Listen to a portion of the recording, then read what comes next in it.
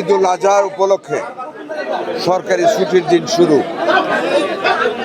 বন্ধের মধ্যে আমাদের সকল হাসপাতালে কিছু দিক নির্দেশনা দেওয়া হয়েছে। সেই দিক নির্দেশনা অনুযায়ী ইমার্জেন্সি বিভাগ, মিজেলস ওয়ার্ড, পরিষ্কার পরিচ্ছন্নতা, ডাক্তারদের উপস্থিতি যাদেরকে আমরা মেন করেছি থাকার জন্য, এই কার্যক্রমগুলি সঠিকভাবে পালন করতেছে কিনা সেইটা দেখার জন্যে সশরীরে এখানে এসেছি। এবং আমাদের সারা বাংলাদেশ ব্যাপী আমাদের সিনিয়র কর্মকর্তা যারা ছুটিতে গিয়েছেন তারাও বিভিন্ন জায়গায় দেখবেন আমরা যাতে আমাদের হামের রুগীদের সঠিক পরিচর্যা হয়, ইমার্জেন্সি বিভাগে যাতে ডাক্তার থাকে, আমরা সেগুলি দেখার জন্য, পরিষ্কার পরিচ্ছন্নতা, রান্নার কোয়ালিটি, এগুলি দেখার জন্য আজকে আমাদের পরিদর্শন। এই দুইটা হাসপাতালে অনেকে বলেছে আমি আসবো বলেই পরিষ্কার পরিচ্ছন্ন রেখেছে। যদি এটাও সত্যি হয় তাও তো অন্তত একটা ভীতি আছে মানুষের, অভ্যাস হবে ভয় পাইতে পাইতে পরিষ্কার পরিচ্ছন্ন রাখা। বাট আমার মনে হয় এখানে যাদেরকে আমি পেয়েছি, ডিসি সাহেব সহ আমার সিভিল সার্জন, ডাইরেক্টর, ভারপ্রাপ্ত ডাইরেক্টর, ডাক্তাররা প্রত্যেকেই অত্যন্ত সহজ সরল এবং কর্তব্যবোধপরায়ণ। ভালো পেয়েছি। আমি কয়েকটি ওয়ার্ড ঘুরেছি, আপনারাও ছিলেন, মিজেলস ওয়ার্ডেও গিয়েছি, আমি অত্যন্ত ভালো পেয়েছি এটা।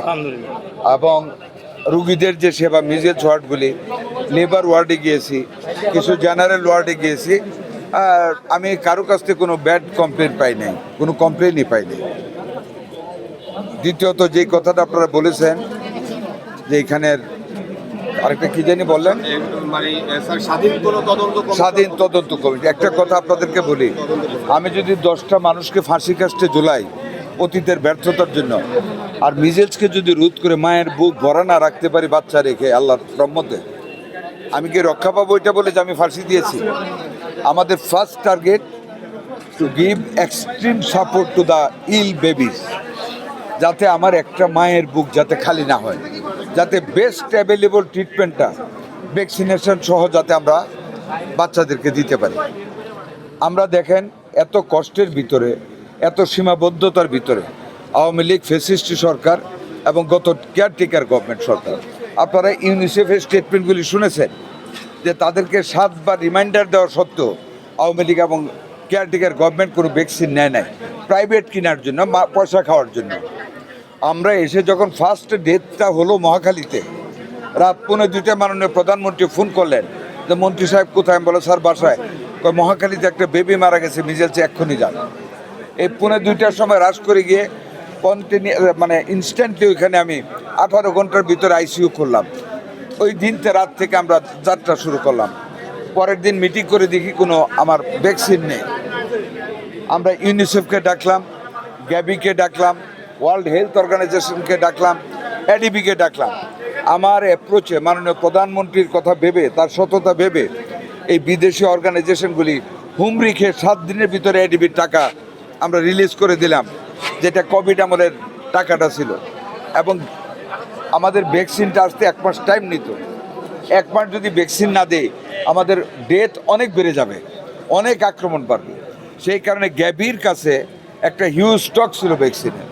গ্যাবির কাছ থেকে ধার আনলাম উইথ দ্য কন্ডিশন আবার ইউনিসেফের মালটা প্রস্তুত তোমাকে দিয়ে দিব। এবং গ্যাবির কাছ থেকে সেই ভ্যাকসিন এনে আমরা প্রথমে একবারে ক্যাম্পেইনে যাই নাই, শর্ট পড়ে যাবে, মাঝপথে বাধা পেয়ে যাব, যাতে কোনো সমালোচনা না হয়। আমরা we took the decision 4 April আমরা 18টি জেলার, যেটা ইউনিসেফের তারা আইডেন্টিফাই করেছে যে এইগুলি বেশি হার্ম হচ্ছে, ওই 18টি জেলার 30টা উপজেলা আমরা আমাদের ভ্যাকসিন কার্যক্রম শুরু করেছি, যেটার আউটকাম এখন পাচ্ছি 0। আমাদের এখন হামের আক্রমণ ওই 30টা জেলায়, উপজেলায়। 12 তারিখ থেকে আমরা 4টে বৃহৎ সিটি কর্পোরেশন শুরু করেছি, Mymensingh, Barishal, Dhaka city north, Dhaka city south. এইগুলি তো আউটকাম ইজ ভেরি গুড। যখন আমরা ইউনিসেফের টোটাল স্টকটা পেয়ে গেলাম, then we started the campaign all over the country, যেটা 20 তারিখ থেকে মাননীয় প্রধানমন্ত্রী নিজে থেকে বাচ্চাকে কাছে নিয়ে তার চামড়া তুলে ধরে, একটা প্রধানমন্ত্রী ইতিহাসে কেউ করে নাই, উনি সেটা উদ্বোধন করেছেন, সেই হামের vaccination all over the country. By this time, by 28th of May আমরা এই পরশু দিন আগের দিন আমরা 122% অ্যাচিভ করেছি, মোর দেন দ্য টার্গেট। 2 কোটির উপরে বাচ্চাকে আমরা ভ্যাকসিন দিয়েছি। তারপরেও কিন্তু আমরা পয়সা থাকি নাই। সারা বাংলাদেশ ব্যাপী আমাদের মেডিকেল সেন্টারগুলিতে বলেছি it is campaign is over, but এটা ডেইলি চলবে ইপিআই কার্যক্রমের সাথে।